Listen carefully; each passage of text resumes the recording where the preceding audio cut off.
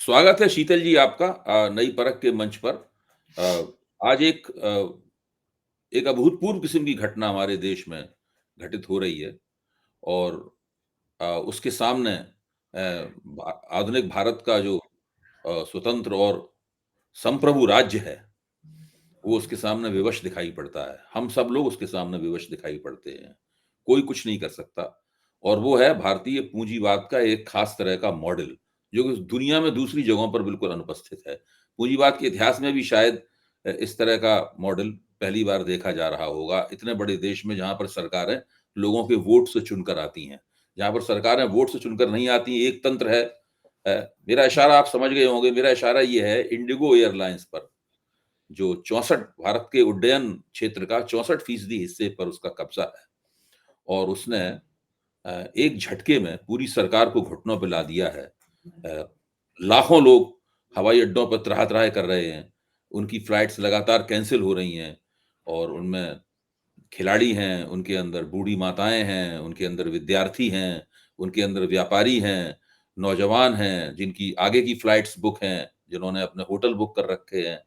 अ, उनका सब वो सब तबाह हो चुका है, उनका पूरा का पूरा कार्यक्रम गड़बड़ा चुका है और ख़ास बात ये है कि हवाई जहाज़ों में तो वो लोग चलते हैं, जो अपेक्षाकृत जिनको हम खुशहाल मान सकते हैं, जो अपने एक यात्रा के लिए एक झटके में 5 से 10 हज़ार रुपया खर्च करने के लिए तैयार होते हैं, वो लोग चलते हैं। फिर टैक्सी में बैठकर वो हवाई अड्डे पहुँचते हैं, फिर हवाई जहाज़ में यात्रा करते हैं, फिर टैक्सी में बैठकर हवाई अड्डा आते हैं और हवाई अड्डे से टैक्सी में बैठ के घर पहुँचते हैं। तो कुल मिला के वो वही लोग यात्रा कर सकते हैं, इनकी आमदनी कम से कम 1 लाख रुपए या उससे ज़्यादा की हो। जो 30-40 हज़ार रुपए कमाता है, वो तो ये नहीं यात्रा कर सकता। ज़्यादातर देश में लोग तो इन लोगों को भी ये सुविधा प्राप्त नहीं है, ये ख़ास बात है। तो आप तो शीतल जी बहुत यात्राएँ करते हैं और आपको 1-2 बार मैंने सुना भी है, आप ओलिगार्की के बारे में चर्चा करते रहे हैं। तो इंडिगो के इस प्रकरण के ज़रिए आप कुछ कहना चाहें तो नई परख के दर्शकों से ज़रूर कहें। देखिए जो पूंजीवादी विश्व है और लोकतांत्रिक विश्व है, जी। दोनों में यूरोप को अगर हम देखें वही मॉडल है, सबको उन्हीं ने ये सब हुँ, चीज़ें, इंस्टीट्यूशंस ये सब वहीं से आए हैं सब। हुँ, द्वितीय विश्व युद्ध के बाद तो दुनिया का एक तरह से भले ही 2 ध्रुवीय रही, लेकिन दूसरे ध्रुव का तो असर सीमित रहा और जो ये हमारी लोकतंत्र के मतलब उसमें क्या उसको एक बड़ा अच्छा शब्द था एक शायरी में, तो एक बढ़िया ढंग से लपेटे हुए एक कपड़े में नीचे से पूंजीवाद आता है। हुँ, तो लेकिन कुछ उसमें से देश ऐसे रहे, जिसमें एक नया शब्द आया प्रयोग में, खासकर रूस के संदर्भ में ज़्यादा आया, लेकिन वो उसके पहले कोरिया में पहले से है। जो दक्षिण कोरिया है, उसमें मैं 2-3 बार गया हूँ। मेरे एक मित्र वहाँ पीएचडी कर रहे थे और व्यापार के सिलसिले में मैं एक बार रोविंग करते हुए वहाँ गया था। तो फिर 2-3 बार गया। वहाँ देखा मैंने जिस होटल में मैं रुका तो पता चला वो हुंडई, हुँ, ब्रश उठाया तो हुँ, दाइवू, ये कहीं कोई चीज़ सैमसंग, कप तौलिया हुँ, सैमसंग। तो मैं इन कंपनियों को इन चीज़ों से नहीं जानता था। भारत में हम इनको दूसरी चीज़ों से जानते थे, कि भाई कोई कार बनाता है, कोई इलेक्ट्रॉनिक्स में है, कोई मतलब बड़ी-बड़ी चीज़ों में हम जानते थे। तो मैंने वहाँ पूछा, वो जो हमारे मित्र पीएचडी कर रहे थे, तो उन्होंने बताया यहाँ हर चीज़ ये 5-6 कंपनियों में हुँ, निहित है। ये 5-6 कंपनियाँ, उनको वहाँ छबोल हुँ, कहते हैं। ये छबोल जो है हर चीज़ इनके पास है, सारा काम। थोड़ा बहुत है, ऐसा नहीं, छोटे-मोटे वाले भी बहुत सारे हैं, लेकिन ओवरॉल जैसे इकोनॉमी का 90% एक तरफ है, 10% में हुँ, बहुत सारे हैं। वो हाल जो हुँ, है, फिर रूस में देखा। हुँ, वहाँ तो ख़ैर इसका एक बड़ा हुँ, प्रचलन है। वहीं से ओलिगार्की ये शब्द भी हुँ, निकला और फिर प्रचलन में रहा कि सत्ता से जुड़े हुए कुछ लोगों के पास सारे धंधे, सारा वहाँ जो ज़्यादातर वहाँ एनर्जी का धंधा है और डिफेंस का धंधा है और गेहूँ काफ़ी होता है वहाँ। तो ये 2 3-4 ही धंधे हैं जो बड़े-बड़े हैं वहाँ और सब बहुत बड़े-बड़े हैं। तो इनमें पता चला कि 3, 4, 5 लोग जो वहाँ प्रेज़िडेंट वग़ैरह होते हैं, अब तो बहुत समय से पुतिन का ही राज है। उनके करीबी 5-6 लोगों के पास वो धंधे होते हैं। बाकी सारा देश जो है नौकरियाँ कर रहा है, ये वो कर रहा है, कुछ छोटे-मोटे छटपटा रहा है, बहुत गैप। यानी एक तरफ बिलियंस और एक तरफ कुछ लाख, ये वो वाला। तो वहां से ये शब्द निकला। फिर कुछ अफ्रीकी देशों में जहां तानाशाहियां थी, या अरब ममालिक में जहां तानाशाहियां हैं ओपनली, वहां इसका प्रचलन, इस शब्द के दूसरे पर्याय है वहां पे, उनको देखा। अब भारत में ये कैरेक्टर अब हम एकाएक उभरते हुए देख रहे हैं कि सारे बंदरगाह जो है सब अडानी साहब को चले गए। जो प्राइवेट कुछ प्लेयर थे उनको किसी को डांट के, किसी को धमका के, किसी को सीबीआई भेज के, किसी को इनकम टैक्स में फंसा के, वो सब झाड़ लिए गए। सरकारी जो है उनको बीमार किया गया कि जिससे वो आगे निकल जाए। इस तरह से एक पूरा क्षेत्र उनको मिल गया। फिर उनकी एंट्रेंस हुई कि वो एनर्जी के सेक्टर में आए। एक जमाने में वो सिर्फ थोड़ा सा हिस्सा एनर्जी में लेने के लिए उन्होंने कुछ लोगों को चाइना भेजा था, ये मेरी आंखों के सामने है। लेकिन वहां जाने के बाद जब उन्होंने टरबाइन्स वगैरह वहां से लेना था, उसको सबको देखा, तो यहाँ एकाएक उनको लगा कि वो इस क्षेत्र में बड़े पैमाने पे आ सकते हैं। तो उन्होंने 1000 आदमी वहां ट्रेनिंग के लिए भेज दिए, और फिर वो बड़े पैमाने पे इस क्षेत्र में आ गए, और अब इस क्षेत्र के वो मालिक हो गए। पूरा बिजली बनाने का जो प्राइवेट सेक्टर का काम है, उसके सबसे बड़े वही हैं। और जो छोटे मोटे बचे उचे हैं उनको ढकेल ढकाल के उन्हीं के क्लब में भेजा जा रहा है। फिर वो सीमेंट के धंधे में आए। तो ऐसे ही हुआ कि सीमेंट में जो सबसे बड़ी कंपनियां एकाएक आए। ये तो खैर इसी दौर में अभी आए, जब हम मोदी जी के आने के बाद तो उनका विस्तार में जो है छलांगे लग रही हैं। तो अब इन सब धंधों में पता चला वही रहेंगे। बिजली वितरण के मामले में आप, और प्रोडक्शन जो को होती है उसके मामले में, आरएन सिंह का आरोप आपने, आरके सिंह का आरोप आपने सुना ही होगा, जो पहले बिजली राज्य मंत्री रहे हैं मोदी जी की ही सरकार में, और वहां के एक नेता हैं बिहार के, और home secretary government of India के रहे हैं, नामी आईएएस रहे हैं, ईमानदार रहे हैं, उनकी छवि ईमानदार की है, और एक प्रशासनिक छवि है। लेकिन अब बीजेपी में थे तो थे। अब उन्होंने, उनका ही आरोप है कि साहब ये तो पूरा 60,000 करोड़ का इसमें राज्य सरकार ने अपने पे चूना लगवा लिया उनसे समझौता करके। तो शीतल जी, बीच में हस्तक्षेप कर रहा हूँ, माफ कीजिए। जी। क्या ये जो एक सुपर मोनोपोली बनी है इंडिगो की उड्डयन के क्षेत्र में, क्या आपको लगता है कि इसके अंदर भी ये मोनोपोली बन नहीं सकती थी अगर बहुत बड़े पैमाने पर भ्रष्टाचार ना हुआ होता, या धन का आदान प्रदान ना हुआ होता, या किसी तरीके से नेताओं को खरीदा ना गया होता, या सरकार को लालच दिखा के इस तरह की नीति नहीं बनवाई होती कि पूरा 64% हिस्सा एक ही एयरलाइन के पास चला है? संभव ही नहीं है। हम्म। संभव ही नहीं है। ये तो सरकार से मिलके ही होता है। हम्म। ये ओलिगार्की का एक कैरेक्टर ये भी है, या क्रॉनी कैपिटल का। ये सरकार से मिलके ही होता है। इसमें सरकार शामिल होती है, इसमें उनका हिस्सा होता है। ये अगर 60% 62% का हिस्सेदार है, तो इसके बिजनेस में कट होगा एक बड़ा सा। बड़ा सा हमें नहीं पता कि इस दो गवर्नमेंट में वो साइज क्या है, लेकिन वो एक बड़ा सा कट होगा जो पॉलिटिकल काम के लिए, या निजी पॉलिटिशियंस के निजी खातों में वो जा रहा होगा। अच्छा, अगर बिना उसके तो संभव नहीं। 1.5 से 2 हजार करोड़ रुपए वो कमा रहा है, जैसा कि अभी अभी शुरुआती जानकारियां मिली हैं, इंडिगो एयरलाइंस कमा रही है इस मोनोपोली के चलते, तो इसका मतलब ये है कि उसमें से बहुत बड़े पैमाने पे बहुत बड़ा रुपया जो है वो सरकार को जाता होगा, सत्ताधारियों को जाता सरकार, होगा। या सरकार जिसको असाइन करती होगी हाँ, हाँ। उस पैसे के लिए, वो किस फॉर्म में, ये तो बहुत क्लिष्ट एरिया है। हम्म। लेकिन न जाने का तो कोई प्रश्न ही नहीं है। हम्म। ओलिगार्की जो जहां होती है वो वहां की पॉलिटिक्स को पे करती ही है। उसमें कोई दूसरी कोई बात ही नहीं हो, तो ओपन बात होती है। ये तो बहुत निचले स्तर का ठेकेदार भी बिना लोकल, जो एमएलए फंड में या एमपी फंड में ठेकेदारी करता है, तो वो तो उसमें निहित होता है कि 20% है, 28% है, कहीं 32% है, कहीं कहीं 40% है। वो एमएलए एमपी उतना कट लेते हैं, तब वो सड़क अब बनाने का काम उसको देते हैं। भ्रष्टाचार का एक मॉडल है जो अभी अभी 1 हफ्ते पहले ही सामने आया है, जैसे कि टाटा को सेमीकंडक्टर चिप बनाने के लिए करेक्ट। 44,000 करोड़ रुपए की सब्सिडी दी सरकार ने। जी। जैसे ही सब्सिडी दी, उसके 1 हफ्ते बाद ही सैकड़ों करोड़ रुपए का दान जो है ना, उन्होंने शायद भारतीय जनता 168 पार्टी, करोड़, हाँ, 168 भारतीय करोड़ शायद उन्होंने बीजेपी को दे दिया। बीजेपी के खाते में दे दिया। एक तो करप्शन का ये मॉडल है। हाँ। ये मॉडल इलेक्टोरल मॉडल जैसे इलेक्टोरल बॉन्ड वाले मॉडल से मिलता-जुलता मॉडल है। इलेक्टोरल ठीक। बॉन्ड नहीं रह गए हैं अब, लेकिन अब इस तरीके से हो रहा है, मतलब ये है। अच्छा, एक तो ये मॉडल है। लेकिन मुझे लगता है कि ये मॉडल त तब भी कुछ हल्का लग रहा है मुझे, क्योंकि जी। ये जो इंडिगो वाला मॉडल है, इसमें मामला और भी कुछ भारी होगा। ये बहुत भारी और ये स्थायी है। ये स्थायी मतलब ये है, तो रेगुलर चलता है ना और 10 बढ़ता साल ही चलेगा। जाता है। हाँ। टाटा वाला वन टाइम है। हाँ, ये तो साल दर साल, चूँकि कोई भी देश जो विकासशील है जैसे हम हैं, वियतनाम है, अन्य अफ्रीकी कुछ देश हैं, तो ये तो जितना आज हम हैं उससे 5%, 6%, 3%, 4% अगले साल ज़्यादा होंगे।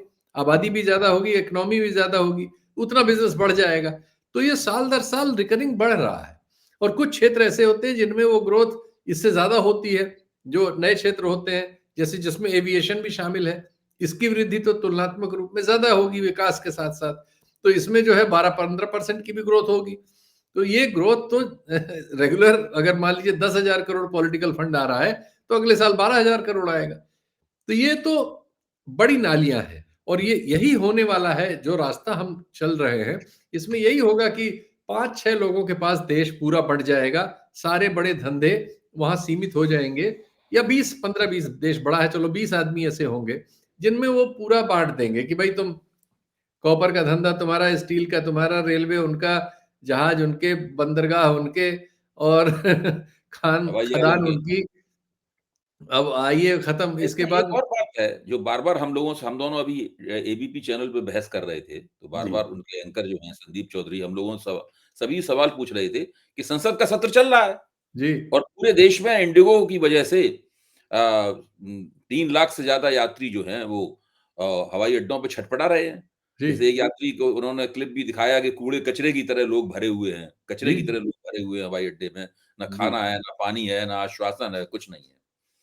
अच्छा, और संसद में सब इतने इतने गंभीर प्रश्न के ऊपर संसद में कोई हंगामा नहीं है, तो इसमें क्या लगता है आपको? सत्ता पक्ष तो मान लीजिए चुप है, उसकी चर्चा हम लोग कर ही रहे हैं कि क्यों चुप है सत्ता पक्ष? उसको तो आदेश होंगे सांसदों को कि आपको कुछ नहीं बोलना है, लेकिन विपक्ष भी तो वहाँ पे है। समस्या ये है कि इस दौरान ये सही है कि विपक्ष के भी बहुत सारे लोग इन सब चीज़ों के लाभार्थी रहे हैं। हुँ, अतीत में भी और आज भी उनमें से बहुत सारे किसी न किसी लेवल पे लाभ लेते हो तो उसमें कोई शंका नहीं करनी चाहिए। ये सब ऐसे ही कैरेक्टर के हैं। कुछ पार्टियों को छोड़ के, जैसे कम्युनिस्ट-वम्युनिस्ट पार्टियाँ हैं उनके छोड़ के, लेकिन उनकी कोई ताकत ही नहीं है, बहुत छोटे से हैं। तो हाँ। सब लोग ये तो सही हमाम में नंगे हैं। लेकिन फिर भी ये सवाल इतना बड़ा है कि इसको विपक्ष उठाता। लेकिन अब संसद वगैरह को रेगुलेट करने का जो सिस्टम है, वो भी हुँ, ऐसी जगह पहुँच गया है कि वहाँ आप क्या उठाएँगे और क्या उठा सकते हैं, में बड़ा अंतर हो गया है। इसकी संभावना नहीं रही वहाँ पे। हाँ, तो आपको वो मौका ही नहीं देंगे, या तो आप बायकॉट करके बाहर चले जाइए, तो चाहते हैं कि आप बाहर चले जाइए, हम बिल-विल जो बनाने हैं इस हुँ, सदन के लिए वो पास-वास कर ले जाइए। अल्टीमेटली हुँ। तो किसी दिन ये होगा ही। हर सत्र में यही होता है कि राहुल इधर गांधी, प्रियंका गांधी ने कुछ बोला तो है इसके ऊपर, ट्वीट भी किया है इसके नहीं, ऊपर और कई उन्होंने लोगों ने हाँ, किया है, हाँ। कई लोगों ने किया है, ऐसा नहीं। लेकिन उसके बावजूद वो मुद्दा तो हमारे यहाँ क्या कोई चीज़ बनेगी और किसको कौन बनने देगा। एक चीज़ इसमें ज़रूर जोड़ दूँ मैं। देखिए, अमेरिका जो कैपिटलिज़्म का मक्का है, वहाँ हुँ, 19 एयरलाइन्स हैं, जो हुँ। प्राइवेट डोमेस्टिक भी करती हैं और अदरवाइज़ भी करती हैं। जी। तो उनमें सबसे बड़ी 2 हैं, उसमें एक 21% है, दूसरी 18% है। हुँ, यानी उन्होंने इतनी उनका बिलियन प्लस है बिज़नेस, हुँ, लेकिन उनके यहाँ 25% भी किसी एक के पास नहीं है। हुँ, यूरोप में तो है 100 से ज़्यादा। यूरोप में तो कोई 16-17% से भी ज़्यादा वाला नहीं है। तो जो जहाँ से ये सब चीज़ें आई हैं, हुँ, जहाँ की तकनीक, जहाँ से बिज़नेस मॉडल, जहाँ से बोरो किया है, हम जैसे देशों में उसको भी कोई आदर नहीं करता, उन कायदे कानूनों को जहाँ से इन्होंने बोरो किया हुँ, है। यहाँ डकैती हो रही है लिटरली। हुँ, तो ये डकैती है कि उसने बताइए 3 लाख लोगों को ऐसे छोड़ दिया भटकने के लिए, पैसे लेके, जो बेचारे पैसे लेके टिकट हुँ, लेके आए और सरकार का कोई नुमाइंदा उनको देखने नहीं जा हुँ, रहा है। एयरलाइंस खुद देख ही नहीं रही है। वो खुले आसमान के नीचे चीख-पुकार मचा रहे हैं, छाती पीट रहे हैं। और देश में कोई मीडिया का चैनल इस पे हम आप जिस पे गए उसमें एक प्रोग्राम में ये हो गया, लेकिन कोई मीडिया में भी इस पे हलचल उतनी नहीं है, जिस तरह का एक और आप मामला है। देखिए, जो जिस कार्यक्रम में हम लोग थे, तो उसमें केसी त्यागी, मुझे उनका नाम लेने में कोई संकोच नहीं है। हुँ, क्योंकि वो नहीं, नहीं। लगातार टीवी पर एक प्रवक्ता के तौर पर लगातार आते हैं, तो ज़ाहिर है कि उनके साथ मुठभेड़ तो हम लोगों को थोड़ी बहुत करनी ही पड़ेगी, हैं? और दूसरे जो अजीत दादा की पार्टी है एनसीपी, उसके प्रवक्ता थे। तो वो किसी कीमत पे सरकार के ऊपर कोई भी दोष देने के लिए तैयार नहीं थे। लगातार कह रहे थे कि हम ज़ाहिर डिसएग्री है। करते हैं और वो प्रशासकों यानी नौकरशाहों के ऊपर और पूंजीपतियों के दरवाजे पर ठीकरा फोड़ के बच के निकल जाना चाहते थे। बस, बस, बस, जी। बस। और वही वही मैं तो मैं इसीलिए वहाँ ला रहा था कि है इस देश में कि नहीं है। अगर हमारे नागरिक कहीं कठिनाई में होंगे तो सरकार वहाँ खड़ी होगी कि गायब होगी? इससे बड़ी कठिनाई उनके लिए क्या होगी? कि वो एयरपोर्ट पे बेचारे खड़े हैं टिकट लेके 3-3 दिन से रात में सो रहे हैं वहाँ और एयरलाइंस उनको नहीं सुन रही है, तो उनके पास खाना नहीं है, पानी नहीं है, बिस्तर नहीं है। तो क भाई सरकार किस लिए है? विदे सरकार को तो विदेशों में कोई फँस जाए भारतीय हो तो उसकी मदद करनी होती है, जहाज भेजने पड़ते हैं, सुरक्षा देनी होती है, लाना होता है। देश में अपने एयरपोर्ट पे आदमी फँसा पड़ा है, रो रहा है, वीडियोज़ हैं, चिल्ल-पो मची है, 1-2 नहीं 3-3 लाख आदमी फँसा पड़ा है और सरकार नदारद है। हुँ। और सरकार जब नमूदार हुई तो कैपिटलिस्ट के सामने झुकने के लिए नमूदार हुई। अच्छा इसमें एक एक एक ये भी आपकी बातचीत से ये भी लग रहा है कि जी। जो जो लोकतंत्र हैं, उनको हम लोग पूंजीवादी लोकतंत्र कहते हैं, खास तौर से नियो लिबरल इकोनॉमी के पूंजीवादी लोकतंत्र कहते हैं। तो उन पूंजीवादी लोकतंत्रों में भी कुछ नियम कानून होते हैं अरे और पूरे वो होते कुछ हैं। नियम कानूनों के तहत पूरे समाज को सबको चलाया जाता है। जो अमेरिका है, यूनाइटेड स्टेट्स ऑफ अमेरिका है या यूरोप के देश हैं और विकसित देश हैं, तो कुछ ना कुछ वो रूल बाउंड सोसाइटी हैं, नियम कानून पे आधारित समाज हैं और जी। सब चलता है। उसके अंदर पूरी अमीरों की चलती है इसमें कोई शक नहीं, शोषण भी है बहुत ज़्यादा लेकिन फिर भी कुछ नियम कानून हैं वहाँ पे। लेकिन भारत जैसे देशों के अंदर अब ऐसा लग रहा है कि वहाँ पे पूंजीवादी देशों की जो थोड़ी बहुत खूबियाँ हैं, जिनके आधार पे उन्हें प्रतिष्ठा प्राप्त है समाज में मतलब, हैं? तो वो खूबियाँ भी यहाँ पे बिल्कुल नहीं दिखाई पड़ रही हैं। यस। हुँ, हमारे जैसे देशों में इनको उसकी भी परवाह नहीं है जिसको उनको कम से कम उसकी परवाह है कि एक कानून का राज वहाँ चलता है हुँ, और इस तरह की किसी बात पर वहाँ का समाज उठ खड़ा होता है, संस्थाएँ उठ खड़ी होती हैं और एक ऐसी परिस्थिति बनती है कि सबको फंक्शन कर मिलना पड़ता है। लेकिन हमारे जैसे देश में ये समस्या हो जाती है कि अगर सत्ता इस तरह से रूप अख्तियार कर ले जैसा रूप है हमारे यहाँ, तो कोई सुनने वाला नहीं है, किसी चीज़ की कोई जवाबदेही ही नहीं है। ठीक बात है। आपने एक रात को घोषणा कर दी और सवेरे मजदूर पैदल चले आ रहे हैं 1700 किलोमीटर 1500 किलोमीटर के लिए सड़क पे और वो तिलचट्टों की तरह मर रहे हैं धूप में। कोई सुनने वाला नहीं, रेल से कट जा रहे हैं। आपने एक फैसला कर दिया कि साहब आज नोटबंदी होगी, लोग लाइनों में मर जा रहे हैं। मतलब ये जो गैर जवाबदेही वाली हालत है, ये वो जहाँ से हमने ये सब बोरो किया है, वहाँ ऐसा संभव नहीं है। अच्छा देखिए हमारे देश में तो ये सरकार किसी को भी कोई भी बड़ी से बड़ी दुर्घटना हो जाए, अब देखिए कितनी बड़ी एयर इंडिया की दुर्घटना हुई। पूरा का पूरा विमान जल गया, सब लोग मरे, वो जिस हॉस्टल पे गिरा, वहाँ डॉक्टरी पढ़ाई करने लोग गए थे, वो भी मारे गए, बेचारे खाना खा रहे थे, उसी के ऊपर हवाई जहाज गिर पड़ा। अभी तक तो उसको लेकर किसी की ज़िम्मेदारी फिक्स नहीं हुई है। ऐसा लगता है कि वो घटना हुई ही ना हो और उस घटना के सब जी, उसमें सबको ज़िम्मेदारी से बरी करने हो बरी चुकी है। बरी करने की व्यवस्था हो चुकी है। इतने आतंकवादी हमले हो चुके हैं, हमारे गृह मंत्री साहब के ऊपर कभी ज़िम्मेदारी नहीं डाली जाती। मणिपुर इतने दिनों से जल रहा है, जो सीधी-सीधी उनकी ज़िम्मेदारी है, उनके ऊपर कभी ज़िम्मेदारी नहीं डाली जाती। पूरे देश को खड़े होके वो धमकाते रहते हैं और उपदेश देते रहते हैं। तो आपको क्या लगता है कि ये आखिरकार जो लोग कष्ट पा रहे हैं, जिनकी दुर्गति हो रही है, वो तो हमारे समाज के लोग हैं और उनमें समृद्ध लोग भी हैं, उनमें मध्यवर्गीय लोग भी हैं, उनमें उच्च मध्यवर्गीय लोग हैं और गरीब लोग तो हैं ही, उनकी तो हमेशा दुर्गति होती रहती है। इसके बावजूद भी कोई जन असंतोष नहीं पैदा होता मतलब जो है, कोई ऐसा नहीं लगता कि कोई जन असंतोष पैदा हो रहा हो, सरकार की राजनीति उससे कोई गड़बड़ा रही हो। हमारा जो समाज है, वो मेरा ख़्याल है जो भी हमारे पास मॉडल दुनिया में हैं, उनसे सबसे क्लिष्ट मॉडल है। हुँ। और इसमें इतने डिविजन्स हैं कि किसी भी किस्म की सत्ता के लिए सबसे अनुकूल है ये। इसीलिए 3 लाख अंग्रेज हमारे यहाँ 2 250 साल प्रेम से शासन करके चले गए। उसके पहले 15-20 हज़ार घुड़सवार आते थे हिमालय पार करके आए और वो लूटते पाटते और फिर बाद में बस गए, यहीं के राजा हो गए। तो ये इसलिए ही संभव हुआ कि हमारे पास असंख्य डिवीजन करने वाला स्ट्रक्चर मौजूद है हमारे समाज में, और वो साथ साथ प्रिवेल करता रहता है। और जब जिस सा के हाथ वो लग जाता है, उस जन का वो हिस्सा जो उस डिवीजन को नियंत्रित कर सकता है, तब तब फिर जनता के लिए बहुत बुरा वक्त हमने देखा है, और शायद हम फिर उसी ओर बढ़ते नजर आ रहे हैं। बहुत-बहुत धन्यवाद शीतल जी। हम लोगों ने एक बहुत ही संकटपूर्ण स्थिति की विवेचना करने की कोशिश की। घटना एक है जिसमें इंडिगो वालों की दादागिरी के कारण, खुली गुंडागर्दी के कारण 3 लाख लोग परेशान हैं, सैकड़ों फ्लाइट्स रद्द हो गई हैं, कुछ पता नहीं है और सरकार उसके खिलाफ कुछ कर पाने में असमर्थ है, सरकार उससे मिली हुई हो। मुझे मुझे लगता है जो 3 लाख लोगों को तकलीफ हो रही है, उसमें सरकार की पूरी ज़िम्मेदारी है, सरकार कुछ करना चाहिए। लेकिन कुल मिलाकर हमारे लोकतंत्र में इस तरह की समस्याएँ पैदा हो गई हैं, एक अंदरूनी संकट पैदा हो गया है, जिसका फिलहाल कोई समाधान हम लोगों को नहीं दिख रहा है। हम लोग बदलते हुए घटनाक्रम के ऊपर निगाह रखेंगे और आगे भी इस तरह की चर्चा करते रहेंगे। बहुत-बहुत धन्यवाद एक बार फिर आपका। नमस्कार। ठीक है महाराज, मेरा जी। ख्याल है।